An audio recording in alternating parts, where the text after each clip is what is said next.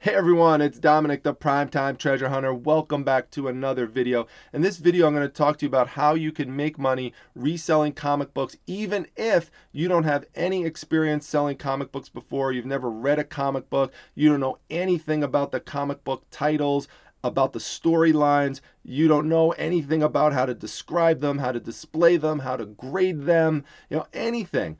It still can be done. Granted, it's more challenging compared to if you grew up reading comic books like me, my whole life, but it still can be done. I'm going to show you how to do that through examples in just a few moments. Before I jump into those examples, I want to just give you just a basic overview of purchasing the collection so that you could actually be in a position to make money with them to begin with.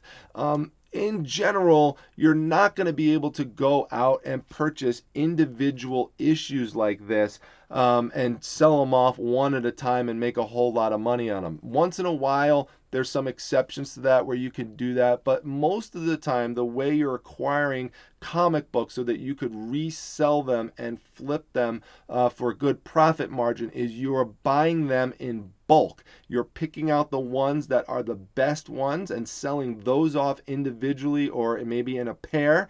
And then the rest of them you're selling off in bulk lots. That is how it's done. And because you're purchasing them in bulk from somebody, that's how you get them for a low rate. So one of the first questions that I get from people is, what is a low rate? Now, I've talked about this before, but for the purposes of this video, a low rate would be somewhere between, a wholesale rate would be about 10 to 20 cents per comic book. So you have to do the math to figure that out, depending on how many comics are in a box that you're looking through.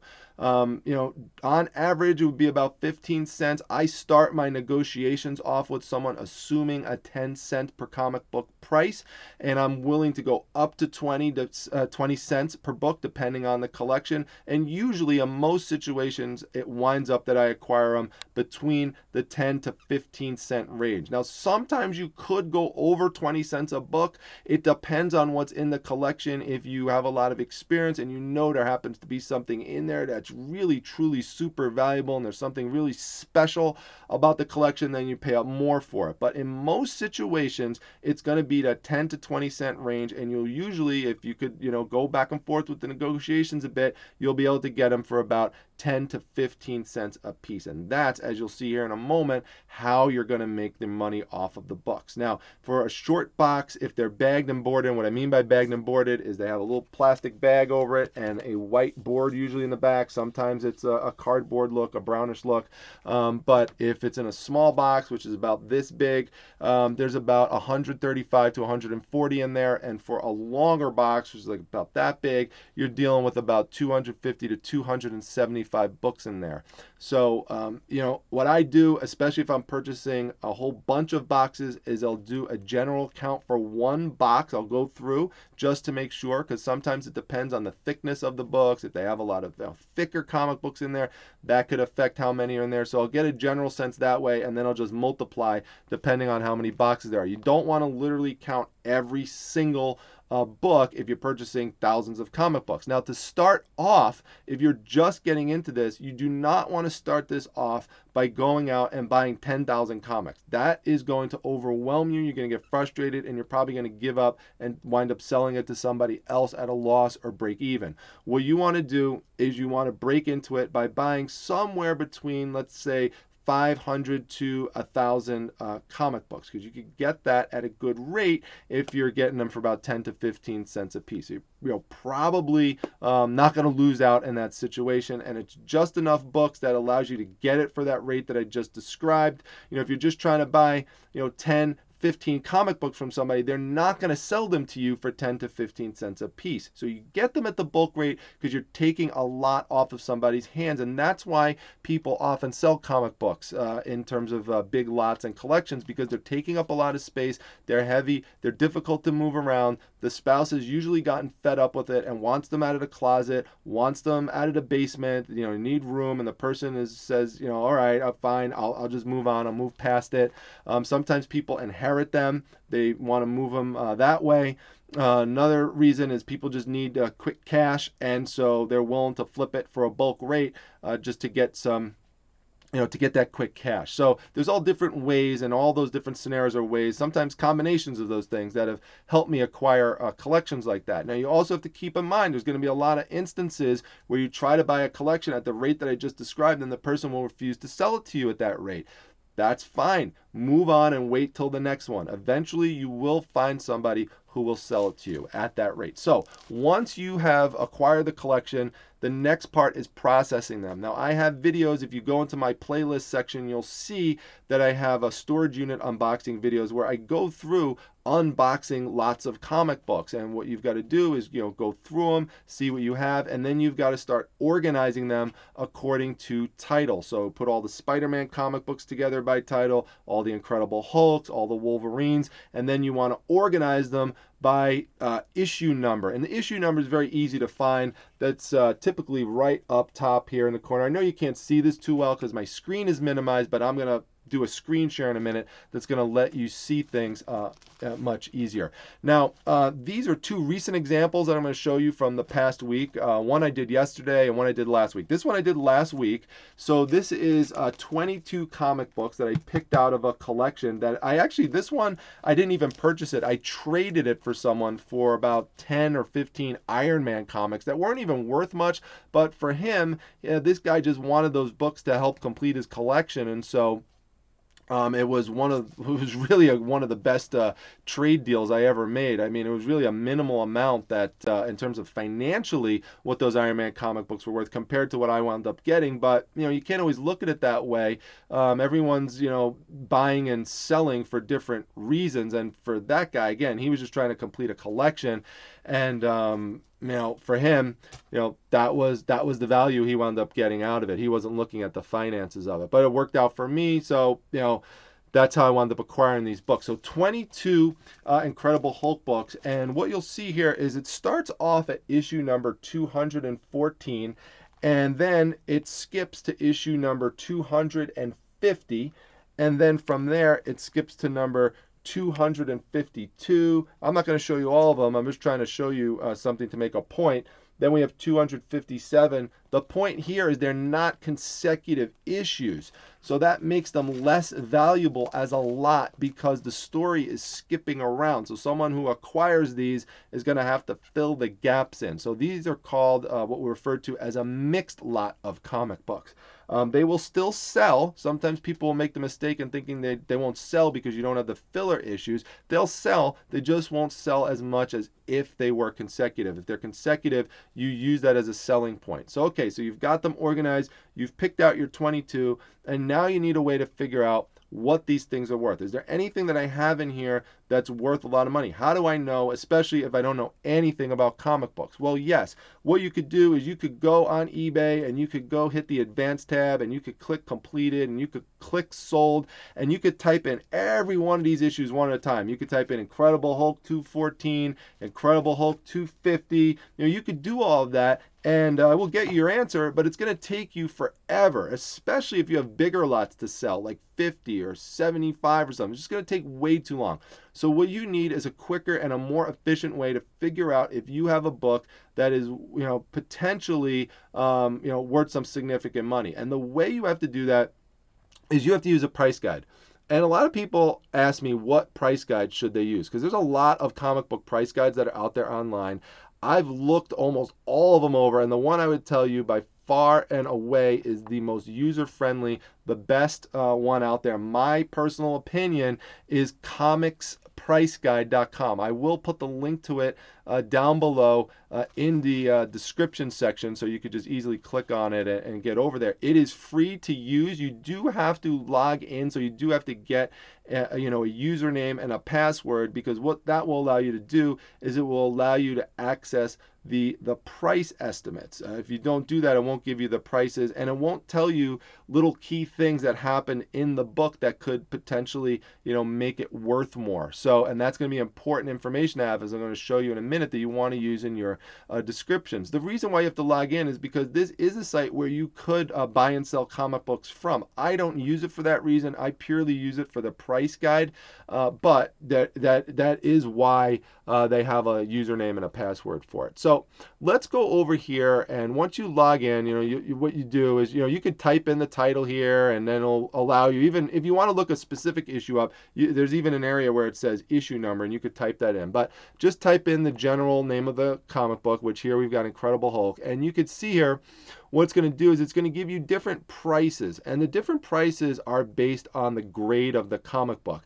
Don't worry right now if you don't know anything about grading. That's not the point of this exercise. The point of this exercise is to show you if you have something that is potentially worth significant money. We'll deal with the grading issue later. But right now, just as a general point, you can see here it says 9.4, right? Then 8.0, then 6.0, and then it goes down to 5 and 2. These are declining condition rates. Comic books are rated from 0 to 10. 10 being gem mint, 9.4 being near mint, 8.0 being very fine, 6 being fine, and so on and so forth, and just keeps going down. And as you would imagine, the lower the condition, the lower the value of the comic book. So let's go down to 214, because that was the first book that I showed you, and we'll see what it says that it's worth. Well, if it was in near mint condition, which mine isn't, it's worse condition than that, it says it's worth about $8. Now, key thing here, don't look at that literally. People make this mistake a lot, in that they look at price guides and they think that's what it's worth. That's book value. Book value. That's very different from market value. Market value is what it sells for on eBay. The best way to tell for what it will really sell for is to look it up on eBay and check out the recent comps. Remember, price guides, they take a lot of time to put together, and they're relatively static. They don't rise and fall constantly with the with market trends. eBay is going to do that because it's going to show you what took place over the next 60 days, whereas it could take a year or two to update a price guide. So price guides don't always match up what is sometimes they will, but they don't always match up what's going on in the market. So just keep that in mind. So all right, so 214 says it's worth $8. So let's go down now to issue number 250. So I'm just going to keep scrolling to get there. Now here we go, 250. Now the last book that I have here is number 291. So now I know my search range. I've got to look through 250 to 251. And you can see here, it will tell you some little things about the book. Like this one, it says it's worth $12 if it's in near mint condition. And why? Well, one is it's issue number 250. So anything that kind of goes in marks of 50 in comic books tend to be worth more. And also, has appearance of my favorite comic book character, the Silver Surfer. So, okay, that one's supposed to have a little bit more value, and let's keep going down. We'll keep going down, and you can see here it says 5, 5, 5. There you got a 12. There we got a 5. We're going to keep going. 5, 5, 5. They're all saying 5. So what that's basically telling you is, in general, these books are pretty low value overall. So we're going to keep going down, see if anything jumps out. Does anything jump out at all? And whoa, we have a big time anomaly here. After all those $5 books, we have got one right here that says, it's issue number 271, that it's a $150 book if it is in near mint condition. And why is that? Well, it's technically the second appearance of Rocket Raccoon. The first appearance, as it says here, is in Marvel Preview number 7. But this issue is actually considered the first full comic book appearance of Rocket Raccoon. So because of that, this has some significant value. So now, you've got to look to your collection and you've got to say, well, do I have that book here? It is number 271. And sure enough, I do. I have it right here. First appearance, Rocket Raccoon, full comic book appearance. And then you could see here, number 272 is worth $26 if it's in near mint condition, according, book value. And because this is the second appearance of Rocket Raccoon. So do I have that? Yes, I do. It's right there. Now to give you a little bit of a closer view of it, you could click on the actual book and it will bring up some more information about it. And one of the other cool things it will tell you is it will tell you what the value is if you had it professionally graded. Like if you sent it into someone, to get it actually put in a plastic slab and they sent it back to you and they said it was a 9.4, well, look what's going to happen. That's going to double the price of your comic book from $150 to $300. Now you might ask, well, why not? Why doesn't everybody do that? One, you need to have a membership with the company that grades the comic book, and that costs some money. Two, it takes time to get them back. It could take a couple of months unless you pay extra money to expedite it. The company most people go to grade comic books with is CGC. I have done it before, but it really depends on the book. You really have to know the how to grade if you're going to send it in for grading, and you've got to know that the payoff, the potential payoff, is worth the investment that you've got to make into getting this done, because you have to pay to get it graded, and the time that you're going to wait on it. So those are things to keep in mind with grading, but that's really a whole separate video. But you can see here, it does tell you, and this, you could scroll down and it could get you more specific prices depending on, more fine gradations of the book. But I just wanted to show you that, and you could even click on the book and it'll center it like that for you. So that tells you there's something to look into here, right, with 271, 272. So let's scroll down a little bit more. We'll keep going and we'll see, does anything else pop up if we go all the way down to number 291. Now you can see here it displays it in multiple you could do 100 per page, or you could even lower it to 50 per page, however you want to do it. We're going to go on to the next page to try to get up to 291, and hopefully it will load up for me. Sometimes I have some problems on this site where it doesn't completely load up, and what I've got to do is I've got to go into my cell phone and load it up there. And but you see there was like a little delay, but it eventually did it. So we'll go down a little bit more, and see if it shows up anything. Again, we're just having $4 values here. There's nothing here. There's 291. There's that issue right there, and it says $4 if it was in near mint condition. And that's that last book that I have right here.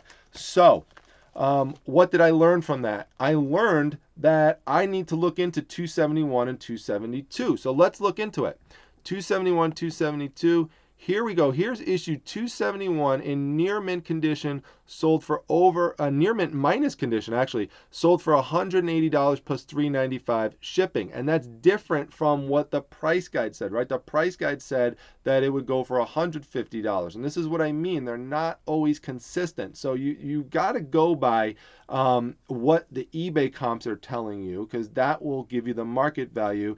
What you're just using the price guide for is to give you a general sense. That's it. So this would be like top of the line for this book. My book, it's not in near mint condition. It's in what I would call very fine condition. So let me stop there for a minute, because I've talked a lot about grading. If you want to know more about grading comic books and really learn it inside and out, the best way to do it is to get this book. This is the Overstreet Guide to Grading Comics. Overstreet is one of the best known companies that deals with comic books. They've been putting out price guides forever, and then they put together this comic book grading guide. And as you go through it, what it does is it literally shows you, I have it upstairs, and I reference it a lot. It goes through each grade by decimal point to like 9.8, 9.6, 9.4, 9.2, 9.0, and it shows you all these examples of what led to a grade in that particular category, and it'll show you like, here's a little flaw here, and that's why we lowered it down to this range, and here's a little flaw here, and and it will show you very, very detailed information about it. So I will put a link to this also down in the description section. That's that part when I say description section where it says see more, right below my title. So you just click that, and that will bring you to an affiliate Amazon link. So yes, I do make a small, tiny commission off of any sales that go through this, but I am endorsing something to you that I use all the time and could really, really help you with regards to learning how to grade comic books, especially if you're brand new and you're just breaking into it. So what I want to do after I have figured out that this book here has $180 max value in near mint condition is I want to see what people are selling it for in my range, that very fine range, which is a level below near mint. And you can see here the lowest, I've already preloaded it for you just to save time, but you can see here it's going for around $150. And so that's what people are asking. So these aren't sold, these are asking rates now, but this is the lowest you could get it for in that range. If you want to go and get the book, at a much lower price range, you could certainly do that, but they are going to be, these are some sponsored books here, but you could see here, like we could get it, right, for, let's see, let's go over here, and yeah, you could see like very good, you could get it for $74. Very good, even though that sounds good in comic book terms, very good means there's a bunch of damage to the book. So, like I was saying earlier and showing earlier, the price will be dependent on the condition. Now, what I want to do, I don't want to just sell 271. I want to make a little more value for the customer because there's a bunch of people selling this 271. I want to sell 271 and 272 together, the first and second appearance. So I'll add value to my customer. So you can see here, my only competition, I preloaded this, is someone selling it for $170 plus $4.99 shipping. So what am I going to do? I'm going to take $5 off of that. I'm going to make it, put the best offer option on there, and I've got it for $169.99. So that's what I did. I displayed the two together like this because that's what I want the person to see in the first picture. And then when they go through the actual listing, they're going to see that I have the front covers shown individually, and I have the back cover shown. Not only that, put a splash page in like this, or an opening 2 pages like this, where you could show something that's a highlight of the book. And here is the first full appearance in a comic book of I can't believe I can't say this right. Rocket Raccoon from Guardians of the Galaxy. There you go. There he is. So, that's what people want to see. And it shows you the coloring, and it shows you the condition that it's in. It makes people more comfortable, investing that type of money into a purchase. And, you could do the same thing over here with the other comic as well, number 272. There you go. So, and here I wound up showing a couple of pages. So that's basically how you do it and how you lay it out. Now, why didn't I combine 271 and 272 with all these other books and sell them in one big lot? The reason is because the collector out there, the collector wants 271 and they want 272. That's what they want. They want to display that they probably have all these other bulk ones. Somebody might just be a fan of Guardian of the Galaxy and they want to get that first comic with Rocket Raccoon in it. And so they just want those 1 or 2 books. They don't want all the other ones around it that have storylines that aren't related to that character. So that's why you've got to piece it out. The rest of them, what I wound up doing is I sold them in a lot of 22. So I technically should go back and say there were 24 books in here and not 22. So 22 is in the lot that I wound up getting after I took 271 and 272 out, and then I'm selling the rest of them. And you can see here it says that they span from 214 to 291. That's how I describe it. And what I like to do, I've shown this before, I have this overview of the books that I lay out like this. And if you have a table that's big enough to show all of the covers at once, then do that. But if you have too many books where that's not feasible, I'm going to show you another approach that you could use in a moment.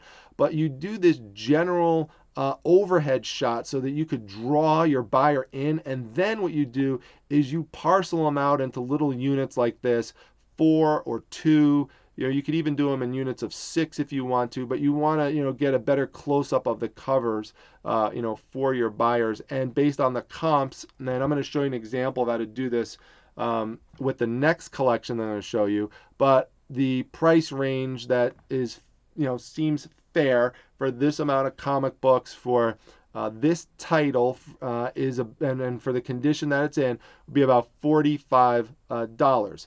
Now, you might say to yourself, well, that's only $2 a book, that's not that great. But you have to remember, you bought them for 15 cents a piece, and you're going to take 2 of them out, and you're going to sell 2 of them for somewhere around, you're going to get somewhere around $170 for these books. So, and you probably didn't even invest that much into the collection. So once you get to this point, you've went past clearing the profit stage. So all this is going to be profit at this point. So that's how you've got to look at it. You've got to just look at these as just additional profit lots that you're selling off, and you don't have to be so worried, at this point. Once you make all your money back, it's 45 bucks here, 30 bucks here, $50 here. It just adds up, and that's how you make the money, by selling off the comic collections. Now, let me show you one that I put up last night, because it's a little different, because as you'll see in a moment, there's no key issues inside of it. And that issue that I showed you earlier with Rocket Raccoon, that would be considered a key issue, because there's something very important that happened in there, being the first appearance of that character. Oh, one other thing I show you before I get onto that, I want to show you one other thing from the description section, is that I put some things here, like when I describe it, I say 214, and then I'll highlight a character that's in it, like Jack of Hearts, and you could see that from the title. It says Jack of Hearts in it, right there on the top. It shows that. Here it says Silver Surfer, and a lot of these, and I'll show you this better in the next example that I show you. You could pull these right out of Comic Book Price Guide. So if you remember, for issue number 250, it actually said in there, features Silver Surfer. So even if you don't know the character's name, you don't have any experience with it, often you could just pull the mentions of those characters or something that happened in the story right out of Comic Book Price Guide and plop it right in there. I'll show you a better example of that with this next and last example. So this is a lot that I put up last night for $100, $99.99. These are 37 Avengers comic books from the 1980s. You could see them right here. Avengers are pretty hot right now because of the Avengers Endgame movie that came out being popular. So that's why I wanted to make sure that I got these up. And you could see here how I displayed them is I wound up using a layering system because I couldn't display the full front covers of all 37 at once. So you just divide them out. And so the first row has 8 and 8, and then the next 3 have 7. And so it looks even. It gives it a nice symmetrical look. It just gives a nice big broad overview. It's a good nice splash entry page for your potential buyer to look at, to draw them in, and then, as I said, to look at them in more detail. Remember, you get up to 12 pictures, so I put up about 4 each like this, and just do it just like I showed you with the other one. But we went over to the Avengers. I have it all preloaded for you to save time, and these go from issue 205 to number 240, and it has one what we call an annual that's added onto it. That's a book they come out with once a year for the comic book. It's usually a little bit bigger. It's usually double the pages, from 32 to 64 pages. 32 would be your average comic book length, and then the annuals are 64 pages. But accepting the annual, the other ones are all consecutive, so that's a selling point for me now, because I could market that as, hey, this is a continuous run of storyline. You purchased this from me, you don't have to go out and fill in any gaps. So use that to your advantage when you have that. So we're going to scroll down here, and we're going to go to issue 205. And when you have a consecutive lot like that, it makes it even easier to scroll through this type of thing and look things up. And you can see here that says, 205 is worth 10 bucks, 206 is worth 10 bucks, 207 is worth 10 bucks if they're in near mint condition. Now, mine are in what I would call very fine to near mint condition. But look what we have here. See, it says number 207, first appearance of Shadow Lord. Okay, so you don't ever read comics, you don't know anything about them, no big deal. You could just pull that information from there, and then when you describe things, you could say, okay, here's some highlights of this lot. First appearance of Shadow Lord, number 207. You see that? You just put that right there like that. Let's look at number 210. All right, so we'll go down to 210. First appearance of the Weathermen. Boom. Put that right there. Just put it right there. And if you want, you can copy and paste it and make it quicker. And sometimes it will tell you things that happen like in the storyline. Like you could see here, it will say Captain Marvel joins the Avengers team. Well, the Captain Marvel movie just came out, so that's good to make sure you mention that, because that might, draw someone into it. Say, oh, I didn't realize that. Oh, this is when She-Hulk joins the team. Oh, great. These are additional things you could add Even if you know nothing about the comic books, you don't know anything about the characters, doesn't matter. This is kind of like a little cheat sheet that you could refer to. Like you could see here, it says Tigra joins the Avengers, Moon Knight, Iceman, Dazzler, Angel, Moondragon appearance. This is just the easiest way to do it, and that's how I use the price guides. I'm ignoring all this stuff about 10 bucks, 8 bucks. You can't literally look at it that way, because if so, that would mean that this comic book collection that I have is worth, of these Avengers books is worth over $200, and that's not the case. It doesn't have that kind of value.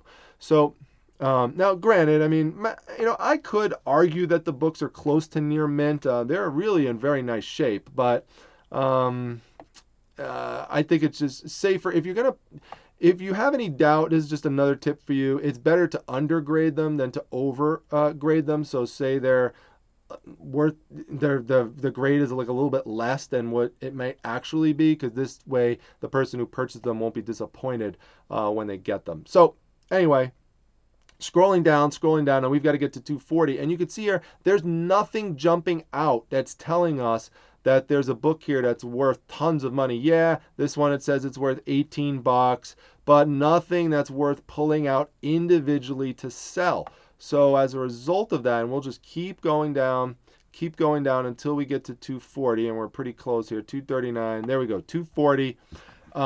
There's nothing there that that jumps out. Now, in terms of the annual, and the annual is where is it? The annual is this one over here. No, it's kind of hard to see because I'm minimizing the screen, but this is the annual book. I just want to show you how you could find that in the price guide. You got to scroll up, and over here it will actually see these are issues. You click on annual, and so when you click on annual, it will give you all the annuals, and then you could scroll down, and mine was number 12, and you could see here it says that it's only worth $4. That one right there. So that's how you check those. So what I did is I said, all right, I have 37 Avengers books. Let me check the comps for what 37 Avengers books would go for if someone else happens to have that same number that they sold recently in the range that I have them, in the issue range. So you could see here someone who had them scattered from 188 to 231. They weren't consecutive, but there's 37 in there. So I know I have 37, but I have consecutive. I started 205. So this is the closest kind of comp I could find. I think that I have added value on mine again because it's a consecutive run. So 76 plus $7 shipping, that gives you 83. So that's why I priced mine at 99. Gives me a little negotiation room, if I need it. But you could see here how, you really, for the most part, for what I showed you here, you could do a lot of what I showed you here, even if you have no knowledge of comic books. You just have to be able to know where to look and how to check comps. That's really the key. Now, sure, you do need to know something about grading. That is important, and that's why, again, I'm going to go back to this book here. It's just a great book to pick up. Again, it is down in the description section, and this will really, really help you. If you don't want to buy the book, you don't have to buy the book. It's just a handy reference app, but you can also go onto YouTube, and there are videos of people showing you comic book grading. So that's another way you could look into it as well. So that's the basic overview, the basic summary. I hope people found that helpful. If you did like the video, make sure you hit the like button. Remember, if you're into comic books, I have an entire playlist section on my site that I just clicked there that has to do all about comic books. Where is it? Right there. You can see there's 30 videos dedicated to that right there. Not only that, I cover comic books a lot in my What's Sold on eBay. This is one right here where I sold New Mutants 98 for 175 bucks. And also my storage units one, I do a lot of comic book unboxing. So those three right there, What's Sold on eBay, comic books, storage units, and also store tours, because I've toured 2 comic book stores as well. And go through it with the owner and everything and talk to you about the comic book business. So there's a lot there. If you're into this topic area, want to learn more about it, I've got a lot on the site about it. So make sure you hit the like button. Make sure you subscribe. We are getting close to 6,000 subs. So if you're not subscribed yet, please make sure you subscribe. Help me get closer and closer to that goal. And follow me on Instagram, by the way. I cover comics there as well sometimes. That's @prime_time_. _treasure. And lastly, make sure you join the Facebook Reselling Resource Center. We are nearing 10,000 subscribers in there. Great group, lots of positive, supportive people that can help you out no matter what area you specialize in reselling. The Facebook Reselling Resource Center link is down below. I'll see everyone at the next video, everyone. Take care.